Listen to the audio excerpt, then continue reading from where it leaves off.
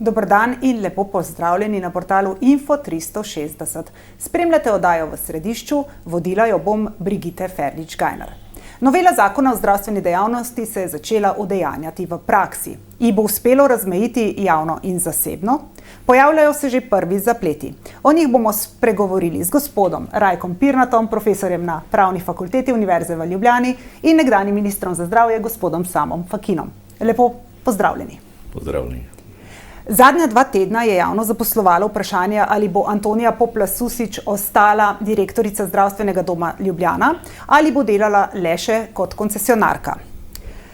Včeraj oziroma pred dnevi je končno sprejela odločitev, in sicer, da bo vrnila koncesijo. Gospod Pirnat, glede na obstoječo novelo zakona o zdravstveni dejavnosti, je njena odločitev najverjetneje pričakovana. No, verjetno je. Zdaj, seveda, ves namen zakona je bil prav ločiti javno in zasebno na tej personalni ravni.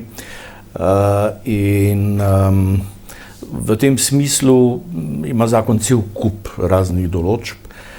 Problem pa je, da niso napisane prav dobro, da so med seboj neskladne ali vsaj take, da jih je mogoče razlagati tako ali drugače.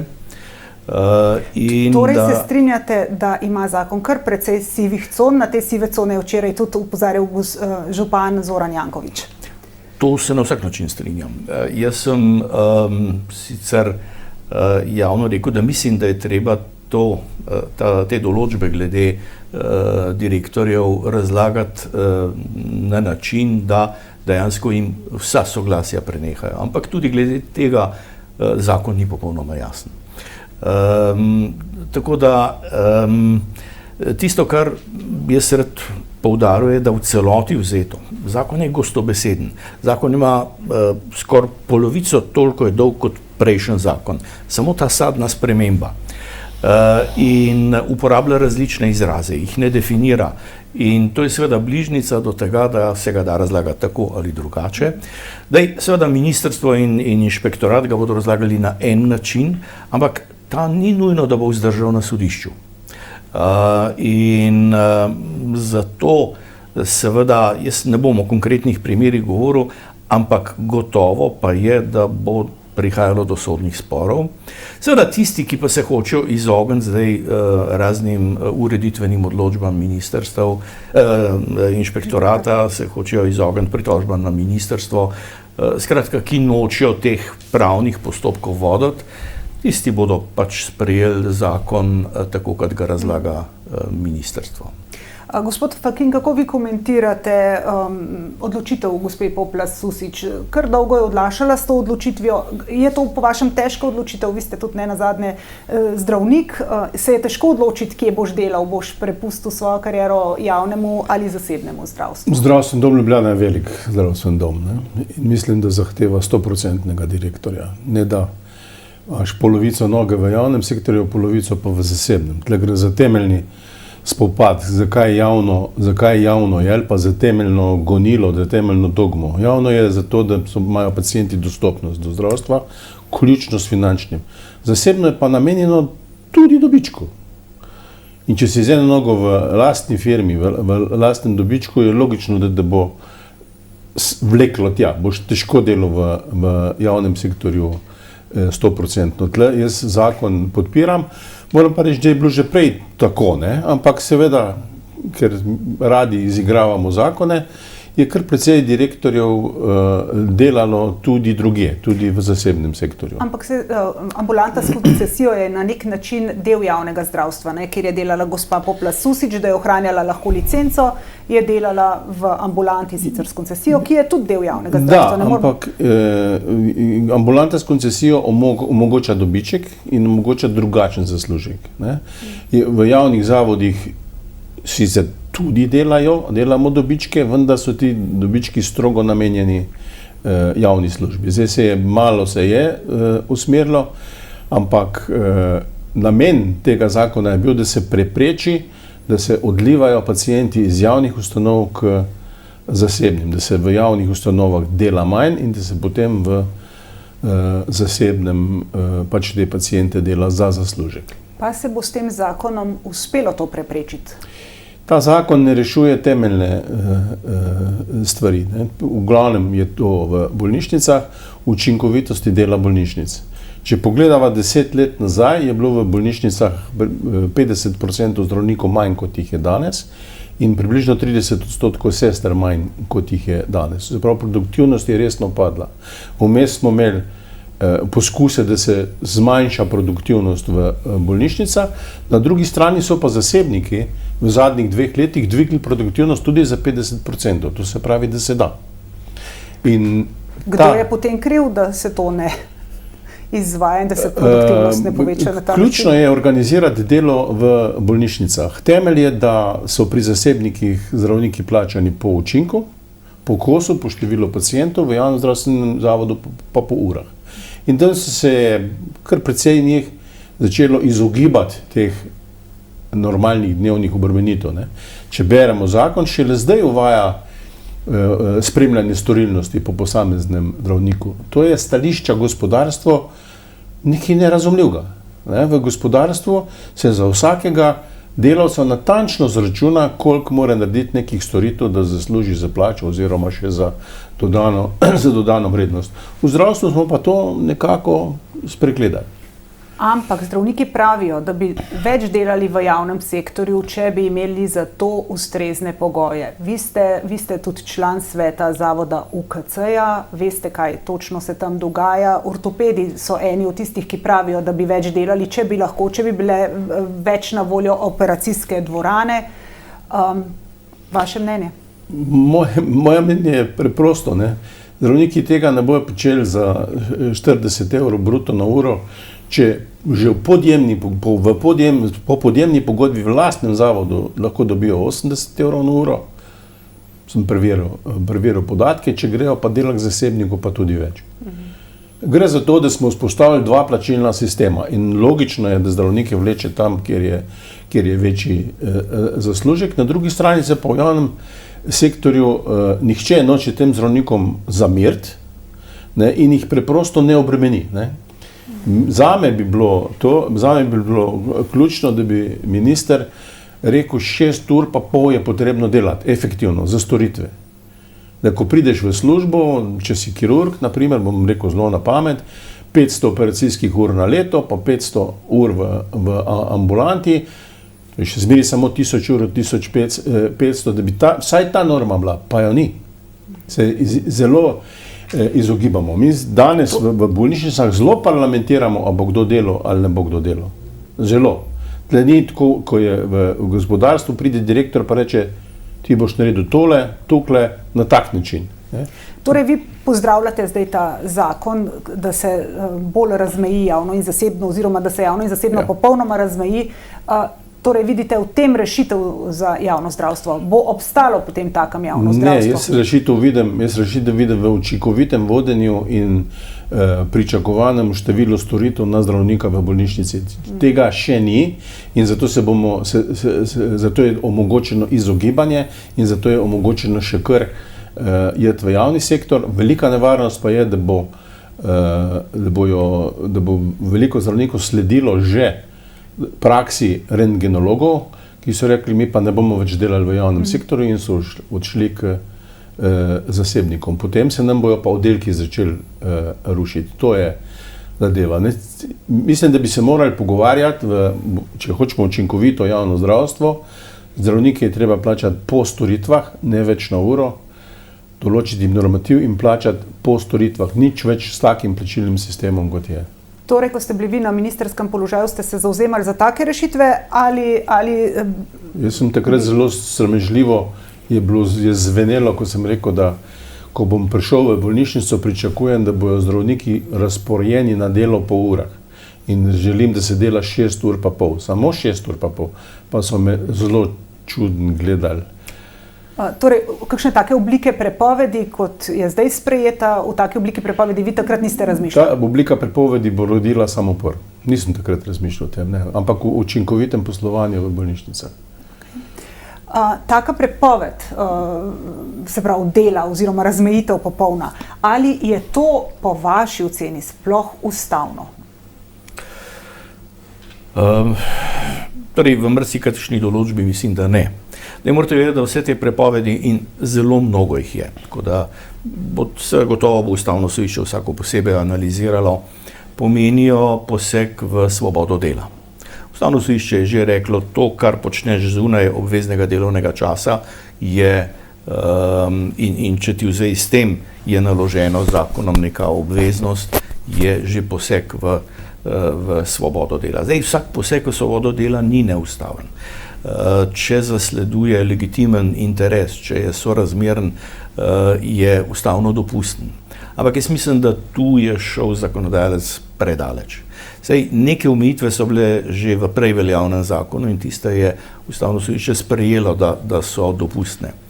Ampak zdaj je šel predaleč, po mojem mnenju, vsaj v tem, da zakon popolnoma neupravičeno razlikuje zasebne in javnopravne izvajalce zdravstvene dejavnosti. Jaz trdim, da je zdravstvena dejavnost tržna dejavnost. O tem je že zelo veliko sodne prakse sodišča Evropske unije, ne v vseh svojih sestavinah, ne v vseh primerih, ampak v načelu da. In recimo, da je Evropsko sodišče to spet odločilo za lekarniško dejavnost, ki se spet nekako je domnevala, da je to neka neprofitna, to je tržna dejavnost, preprosto. Če se neke storitve izvajajo za plačilo, je to tržna dejavnost, če obstojijo tudi drugi možni ponudniki teh storitev. In to je v zdravstvu in v lekarništvu enako. Dobro, s to svojo doktrino ne uspem pri nas nikogar prepričati, ampak slej ko prej bo to spoznano. Že gospod Fakin je govoril prav o tem, da je treba učinkovitost izboljšati, produktivnost, to so termini iz gospodarstva.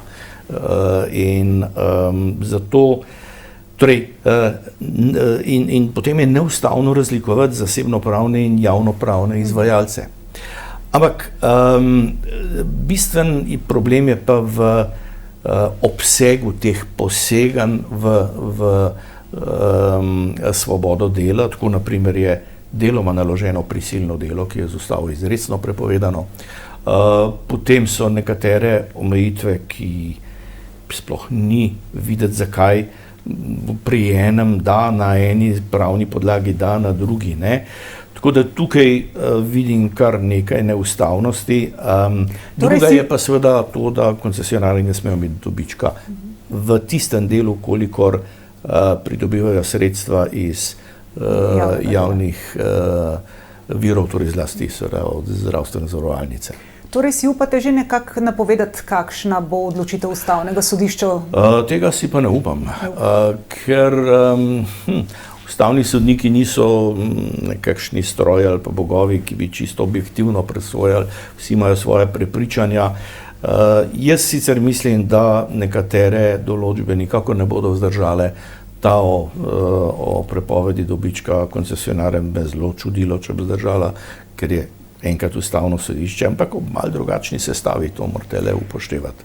Kaj v primeru zdaj, da te določbe ne vzdržijo, te določbe glede direktorjev, ki ne smejo več sedeti na dveh stolih, kaj če te določbe na Ustavnem sodišču ne vzdržijo, ali lahko na primer direktor Zdravstvenega doma Izola, gospod Komljanec, ali ne nazadnje tudi direktorica Poplas, ki bo vrnila koncesijo, zahtevata potem odškodnino, ker so se odločali na podlagi zakona, ki ni ustaven?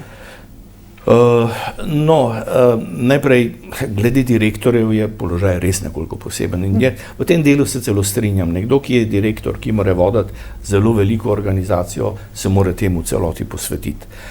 Ta del še sprejmem. Ampak prepovedi so za vse zdravnike in za vse druge zdravstvene delavce. V tem pravim, da je bistveno preveč intenzivno posegane v svobodo dela. Ampak kaj bo pa posledica odločb Ustavnega sodišča, je v prvi vrsti odvisno, kaj bo odločilo Ustavno sodišče. Ali bo razveljavilo zakon, ali bo ugotovilo njegovo neustavnost, ali pa nično, seveda, v tem primeru.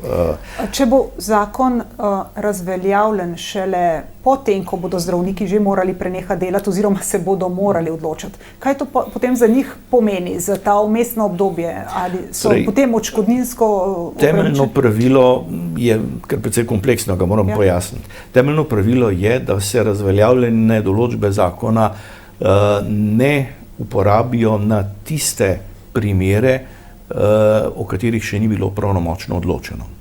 To seveda pomeni, da tisti, ki so se prostovoljno odločili, ne bodo imeli nobenih možnosti.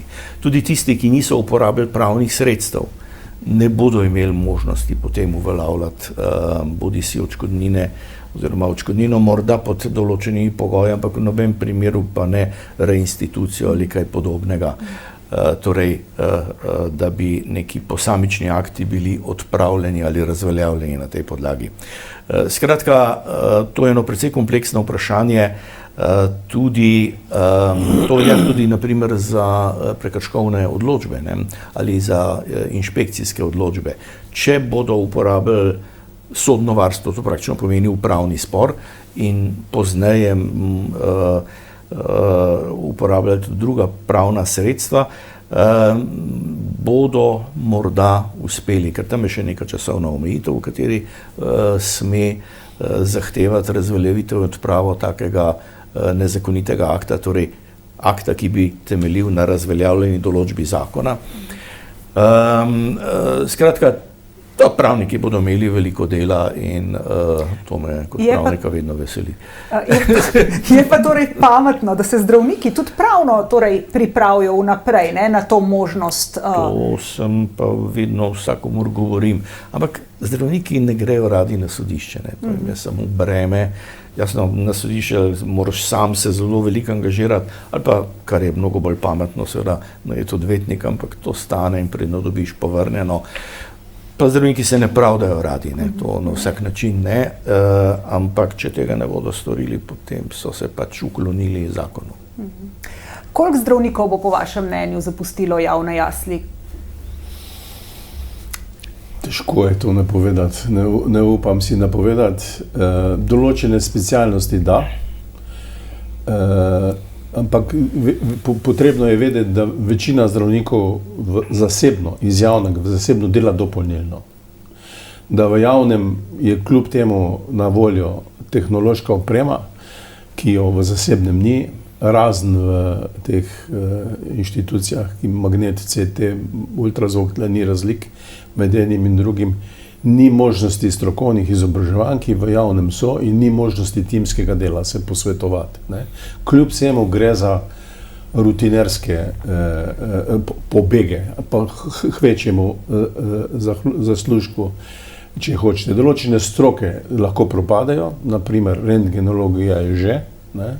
V Celju praktično ni rentgenologov več, stalnih rentgenologov, kar dolgoročno pomeni pešanje bolnišnice.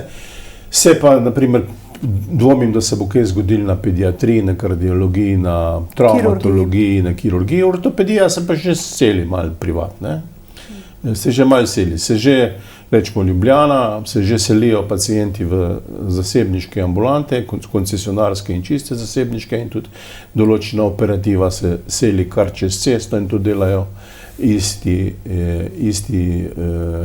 ljudje, ne. Kakšne so torej možnosti, še enkrat, da ponovimo, da bi jih zadržali? Boljše plačilo? Plačilni sistem za zdravnike v bolnišnicah je treba zamenjati. To, kar je zdaj na uro, ne deluje, ne. Prednosti zasebnikov lahko plača po drugem sistemu, ker ni zavezan v kolektivni pogodbi, in zasebniki natančno zračunajo, koliko od operacije, ne, če sem zelo banalen, ali pa koliko na uro lahko dajo denarja. Cena za operacijo pa za pregled je pri zasebniku in v javnem sektorju ista. Sam produktivnost v javnem sektorju, zakaj se to splača, ne?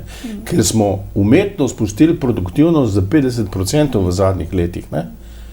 Skozi vse kolektivne pogodbe, modre knjige, standarde in normative smo naredili to, da zasebnik lahko z boljšo organizacijo z večjo produktivnostjo te ljudi komot plača. In dokler ne bomo izenačili tega plačila po delu, se bo ta selitev nadaljevala. To je ključni element, ne prepovedi. Sam se veste, da je to skoraj nemogoče narediti, glede na to, da so zdravniki del javnega plačnega sistema, da so uravnilovke zelo jasne, da je nagrajevanje takšno, kakršno je. Mogoče pa javni sistem ni primeren za to vrstne storitve. Ne merimo niti... Ja, mislim, mogoče je treba tle začeti razmišljati. Ne? Ali pa usposobiti direktorja, jim dati pooblastila in pogum, ne, da bojo vsakemu posebej povedali, kaj se od njega pričakuje. Je treba pa vztrajati. In više, ko greš po hierarhični lestvici bolnic, težje je. Ne? Težje je. Ne? Znotraj bolnišnic vlada čisto ena druga kultura, kot se poskuša povladati. Kdo ima prioriteto, kdo pove, kaj je prav v bolnišnici. Je tisti, ki je starejši, pa ki ima večji znanstveni naziv. Oni na začetku specialisti, ki ORNG delajo, mladi specialisti, imajo pravice nič reči do organizacije. Organizacijo delajo drugi ljudje. Samo o tem se molči.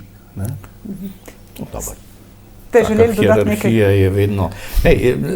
To je točno tisto, kar trdim. Torej, ni mogoče z reguliranjem, s kaznovanjem, z omejevanjem izboljšati produktivnosti. Celo tudi z nalaganjem, pa z merjenjem, to nikakor ne bo delovalo. Pa se bo vse zrušilo na standarde, koliko pa moramo v tistih 6 urah in pol narediti, in nevolja bo samo večja. In to seveda je res. Ta plačni sistem je povsem neprimeren za tržno storitveno dejavnost, kot je zdravstvo. Jasno, zdravstvo moralo iti ven, to pomeni, da bi se moral status bolnic spremeniti v javna podjetja, ampak to je pri nas, že zdaj kdo poskuša me usteriliti skozi kamero. Mislim, preprosto, veste, to je toliko zakoreninjeno, da jaz gotovo ne bom dočakal nekega učinkovitega javnega zdravstva, pa bi ga lahko prekopirali iz že Avstrije, naprimer, ali Nemčije, Italija, ne. Ampak... Ker je sistem tudi bolj svobodnega zdravnika?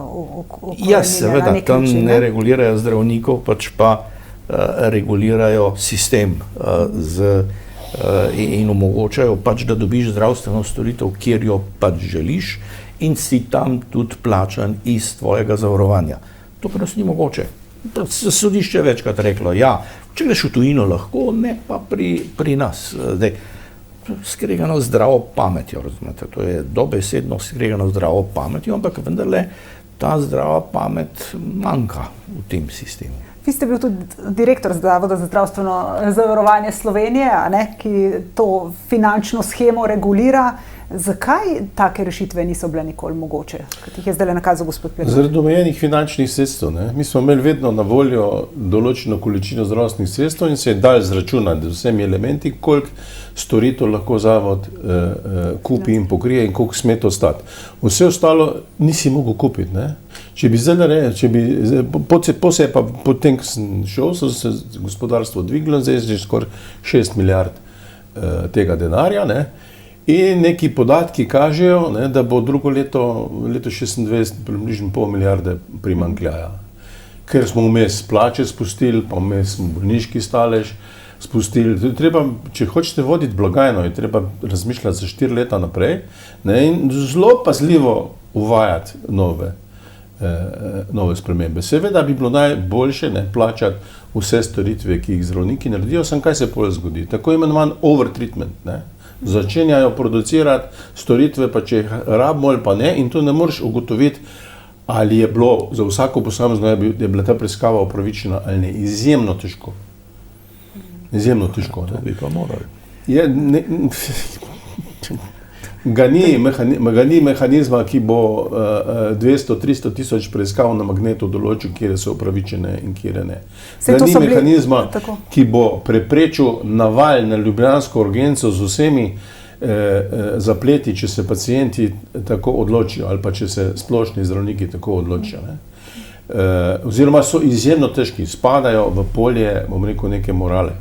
Jaz bi vseeno rekel, standardi in normativi. Ne? Mislim, zakaj o tem govorim? Ne? Zato, ker so produktivnost na istih delovnih mestih, na istih storitvah, so 3 do 4-krat različne. Nekdo naredi 50 operacij na leto, pa nima nobenih drugih obveznosti, da ne bo pomote. Nekdo jih pa 350. Kaj bomo pa s temi naredili? Kako bomo enako plačilo za enako delo naredili? Pa gre tudi za iste podobne operacije. Za podobne. Jaz razumem, da klinični center tega ne more narediti, ker ima profesor ima pač svoje obveznosti, koristne raziskovalci svoje obveznosti, pri drugih bi mogli biti pa za enako delo, enako plačilo. To je osnova neke pravičnosti v neki firmi. Če ne, se začnejo upori. In kaj se je zgodilo v preteklosti? Ja, najbolj produktivni zdravniki so zbežali v koncesionarstvo.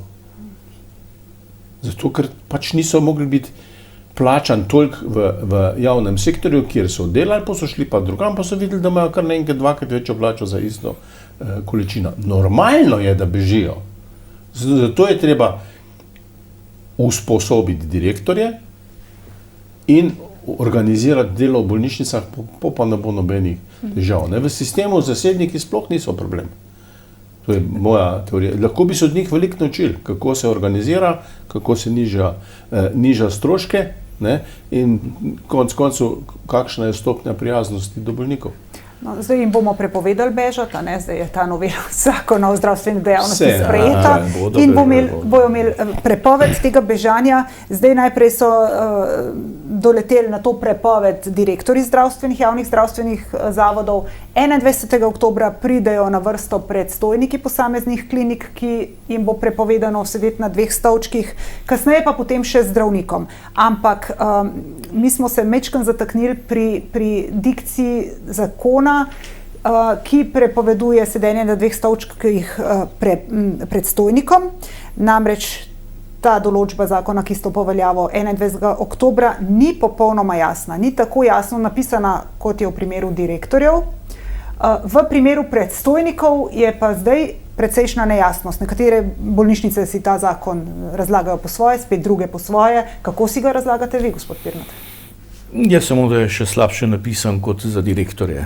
Direktorje je še nekako mogoče zaradi ene splošne formulacije, kot sem že povedal, razlagati tako, da se nanaša na vse primere različnih oblik dela, dodatnega dela direktorja. Pa to tudi ni popolnoma jasno.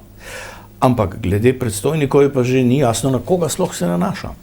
V enem odstavku tistega famoznega 46. člena, ki je dolg kot ponedeljek, je določba, da te sedanji vodji organizacijskih enot in predstojniki klinik, kliničnih oddelkov in kliničnih inštitutov, ne glede na pogoje, ki so sicer predpisani, nadaljujejo s delom do konca mandata. Potem je pa v naslednjem odstavku samo za vodje enot pa določeno, da jim 21.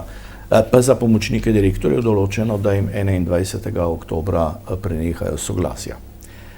Predstojniki klinik, kliničnih oddelkov, kliničnih inštitutov niso omenjeni, pa so drugje posebej, kot posebna kategorija obravnavani ves čas v zakonu. Ker to so na nek način tudi vodje organizacijskih enot, ne, če tako razumemo. To je ena od možnih razlag.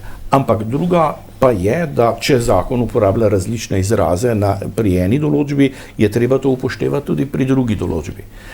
In nejasnost. Potem razumete pravne službe bolnišnic, da so popolnoma zgubljeni in ne vedo? Razumem, ja, da zlasti seveda, ker so pol tu interesi pa različni in ja, naj grejo na sodišče. Jaz mislim, da je edini način, da se ta zakon vsaj v delu pol nekakšen red v njem naredi in da kako se uporablja, da odloči sodišče. Ker jasno, ministrstvo bo trdilo eno, Ministrstvo bo trdilo, da seveda predstojniki ne smejo sedeti na 2 stolih in da morajo iti. To pa seveda ni v interesu tudi ne nazadnje UKC Ljubljana, ki ima kar nekaj takih primerov in si razlaga seveda zakon sebi v prid, kar je logično. Predstojniki klinik so seveda tisti vrhunski strokovnjaki, veste, sej jaz verjamem, da ne bodo vsi zdravniki šli, jasno, tudi specializacije, pa vse to To se dogaja v javnem sektorju.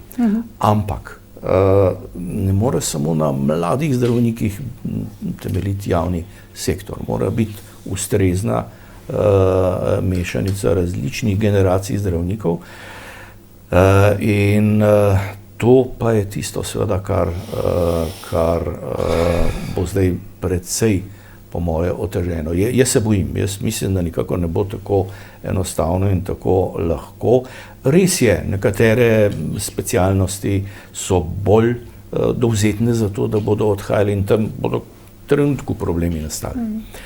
Ampak tudi drugje situacija ne bo rožnata, vedno več bo to temeljilo samo na mladih in ko ne bodo več mladi, bodo bolj nagnjeni k temu, da bi zdaj bom pa šel, vsej že imam pacijente, jih bom sabo odpeljal, pa bo. Tudi na različnih področjih to lahko deluje različno, ne? Seveda recimo dermatologija je popolnoma drugačna kot onkologija. Tako da so razlike.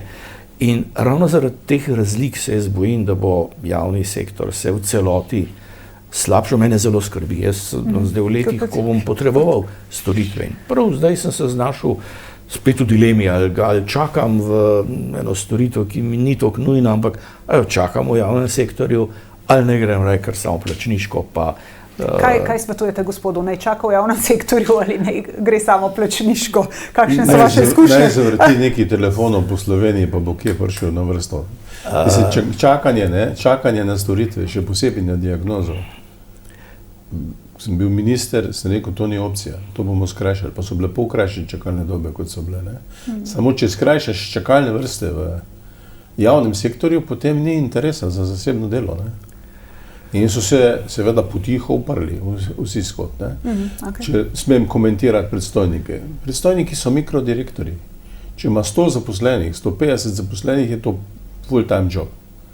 Ne more delati predstojniškega dela, istočasno imeti pa svoj DOO, v katerem gleda pacijente. Logično je, da jih bo kanaliziral v zasebno ambulanto, ker bo tam več zaslužil. Pa sva spet pri zaslužku tokrat predstojnikov. Zakaj ne sprejmemo zelo preprostega učinka, da je treba te ljudi, ki so vrhunski strokovnjaki in organizirati, da primerno plačati, da ne bojo šli privatno delo. Tukaj spet trčimo v sistem plač javnih uslužbencev.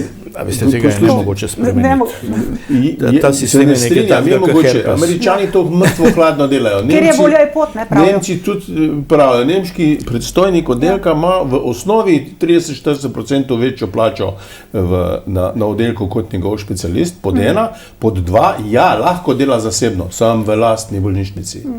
Načudno. Ker to avtomatsko pomeni, da se pacijenti iz kliničnih oddelkov odlivajo v privatne ambulante. Tako banalno, kot je v kliničnem centru MD Medicina, ki je kar čez cesto kliničnega centra. In je, mislim, da je zdaj že 1,5 milijona evrov to vredno in tam operirajo ortopedi iz kliničnega centra. Odlično, znašli so se, ne? Osebno meni so rekli, da, tako kot sem že prej povedala, so rekli, da bi delali več v javnem zdravstvu, če bi bilo to na voljo. Pa ni operacijskih dvoran dovolj časa na razpolago, pa zatakne se pri zdravstvenih tehnikih. Ni jih dovolj. Ne samo to. V javnem sektorju dobijo 40 evrov na uro, če grejo pa k privatniku pa 80 evrov na uro. Ta argument ima kar veliko težo. Vse ostalo se da organizirati. Zdaj, javnost res skrbi predvsem pacijente. Pacijentom ni važno, kje zdravnik dela, ali je javno, ali je zasebno, važno, da dobi kakovostno, dovolj hitro oskrbo. Gospod Pirnat je zdaj že nakazal, da ga skrbi, kaj bo, če bodo res odšli najboljši specialisti po tem, ko še ta določba novela zakona stopi v veljavo, ko bo tudi njim prepovedano sedeti na 2 stolih. Koliko pa vas v UKC-ju skrbi za to? Ali že kaj razpravljate na svetu zavoda tudi o takih dotičnih primerih odhajanj zdravnikov? Ne, tem še ne. Hvala Bogu je po moji oceni zdravnikov dovolj.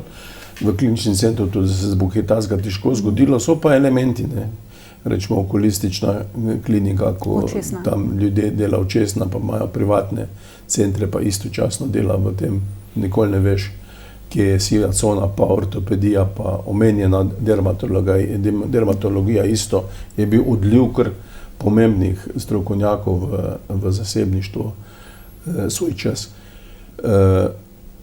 Jaz vidim, če hočemo rešiti javni sektor, rabimo močan javnozdravstveni menedžment, ne, in odločitev politike, da se ne bo mešala vsako leto pa kolobarila z direktorji in določiti določene elemente, ki jih morajo v teh klinikah narediti. Ne. Naprimer, čakalne vrste. Ne.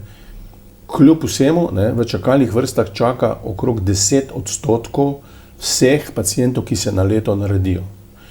Čakalne vrste v večini specialističnih ambulant, se pravi, da pridemo do diagnoze, organizacijsko niso problem. In tle je treba preprosto stališča lastnika zahtevati, da se dela 10% več, če so kapacitete na razpolago. In so, če jih greš pogledati. In to nam dokazujejo zasebniki na drugi strani, da se da. Ne? Privatne bolnišnice imajo 3-krat večjo produktivnost, kot imajo javne bolnice. To je absolutno preveč. Razumem, če je 30-40% več, to na račun dobrega dela, ampak 3-krat pomeni, da je v javnem sektorju dovolj rezerve za skrajšanje čakalnih vrst. Rabimo pa politično odločitev. Čakalne vrste nad prvo diagnozo niso sprejemljive. In to je treba 1-2 leti govoriti, da to pride v kri in v operativo. Vse so pa sprejemljive. Saj parlament ne govori več o čakalnih vrstah. Ne? Pred volitvami bojo spet govorili, pa ne povejo, kako bi to naredili. Torej, novela zakona o zdravstveni dejavnosti, njenih učinkov, kljub tej prepovedi, se torej vi pretirano ne bojite? Ne. Vi pa imate malo drugačne pomisleke, ne? Jaz se bojim. Vi se pa bojite iz razloga, da bodo odhajali dobri kadri? Ja, zlasti ta odliv kadrov gotovo bo. Zdaj, tisto, kar je problem, je, da je že zdaj javni sektor očitno deluje. Zdaj, jaz težko presodim, ali je tam res 10-30% rezerve.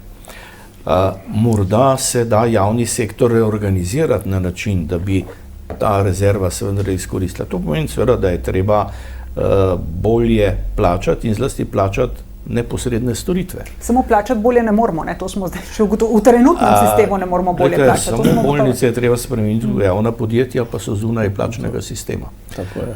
Ampak pa smo našli rešitev. Ja, to je rešitev, ki je nisem jaz mislil. To se govori ves čas, ampak to se ne bo zgodilo. Še za lekarne to ne bo šlo. Zakaj ste tako pesimistični? Zato, ker je pri nas politika, še zlasti leva politika, ujeta v neke po mojem celo zgodovinske koncepte, prepričanja, ki jih ne uspe prekoračiti. In potem se zgodijo razne civilne iniciative in podobno in dobijo nesorazmerno velik vpliv na politiko in imamo takle zakon, kot je zdaj. Težko je v politiki, ne? Težko je v politiki karkoli udejanti.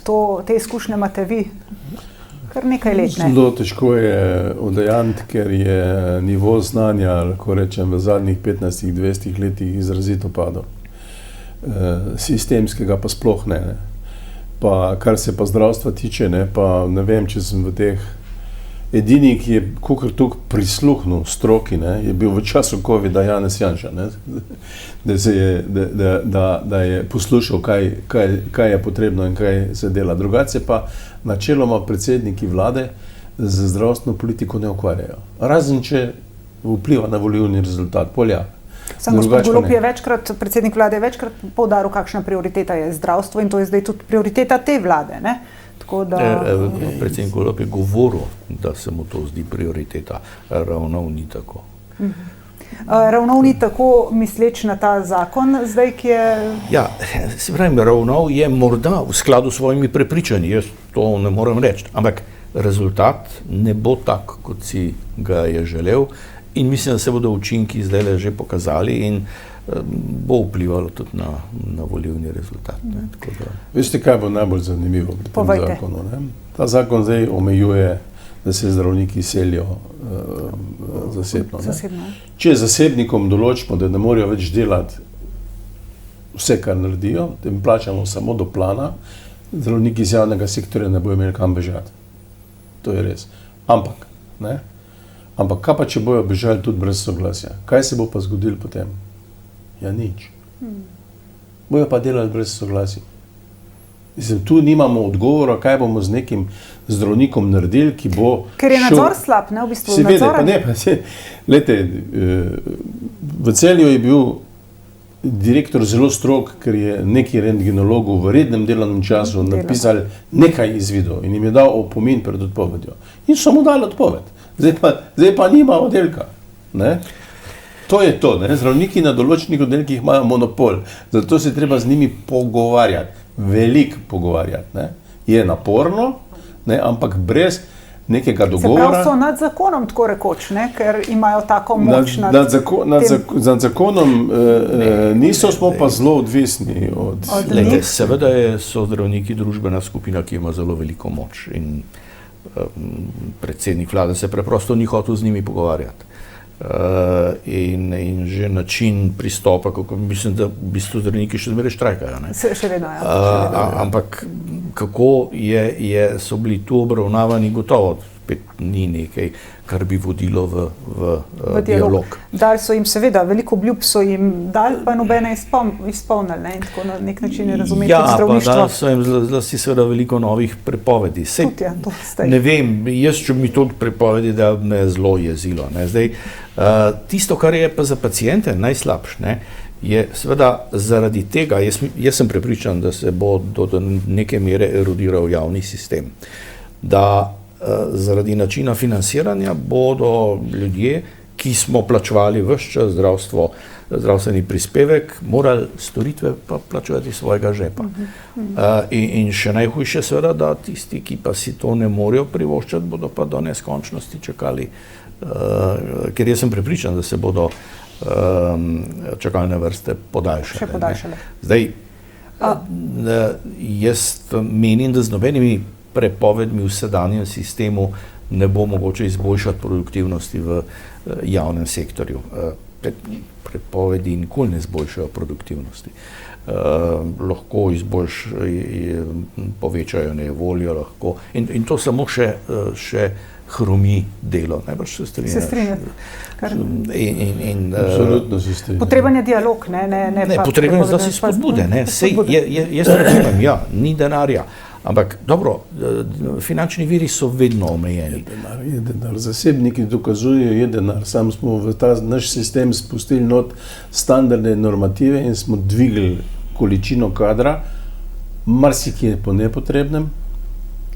Povečali smo število nekih dežurnih mest, zato kvazi varnost pacientov velikokrat pa dodaten zaslužek. Za mikroorganizacijo posameznih inštitucij se ne ukvarjamo. Ne?